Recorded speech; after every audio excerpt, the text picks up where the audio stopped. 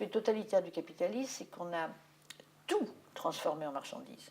Ça, c'est une évolution qui a eu lieu sur des siècles, qui a été très subtile et pas avouée à son de trompette, hein. Mais ça a commencé avec la terre.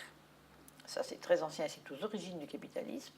Quand la terre, qui avait un statut collectif dans la plupart de nos pays, pas seulement en Afrique, la terre a un statut collectif.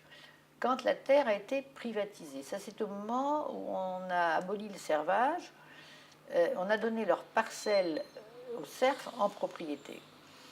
Mais à partir de cette mesure qui semblait juste, on a privatisé la terre, on a accepté le statut de privatisation de la terre, et puis après il y a eu la dérive vers la spéculation immobilière, le prix des terrains, ensuite l'urbanisation, donc la réduction des terres agricoles ou des terres protégées pour en faire des terrains constructibles. On a vu avec la tempête de l'an dernier, les catastrophes en Vendée, on a bien vu.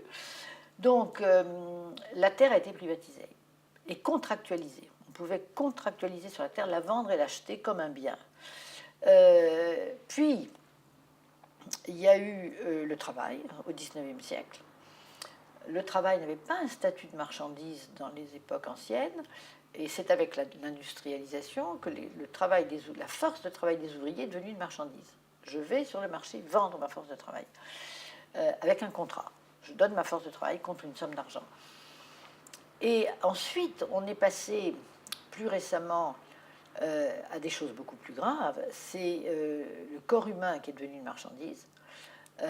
Alors avec d'abord les substituts du corps humain, le sang, le lait, les cheveux, les organes pour les greffes, et puis le corps humain lui-même dans tous les trafics de prostitution ou d'immigration, d'esclavage moderne, etc. Et puis on est arrivé encore une phase plus incroyable, qui est que on spécule, c'est-à-dire que les paris sur l'évolution des monnaies, sur les récoltes, sont devenus des marchandises que le capitalisme achète dans les bourses. On achète la récolte d'un producteur de café brésilien 3 ans à l'avance.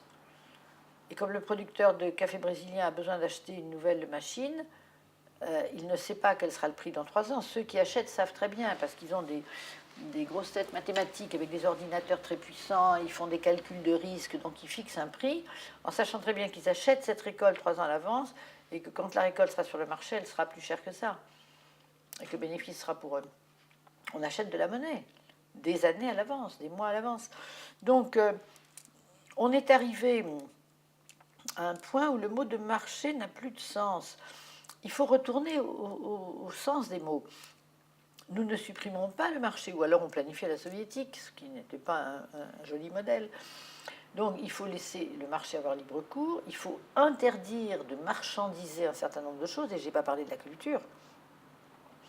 Mais donc il y a des limites qu'il faut poser dans des textes constitutionnels qui ne peuvent être là encore que globaux, européens ou mondiaux. Il faut interdire de marchandiser, de faire passer à l'état de marchandise des biens culturels, des paris, interdire la spéculation, il faut l'interdire, c'est tout. Il faut interdire, évidemment, la spéculation sur le corps humain, complètement réglementé. On ne peut pas revenir à la collectivisation de la terre, mais il faut en tout cas revenir à la collectivisation de certaines terres à protéger. Et pour le reste, celle qui est privatisée, revenir à des contrôles, non pas par l'État, mais par les institutions démocratiques d'une association politique d'hommes libres.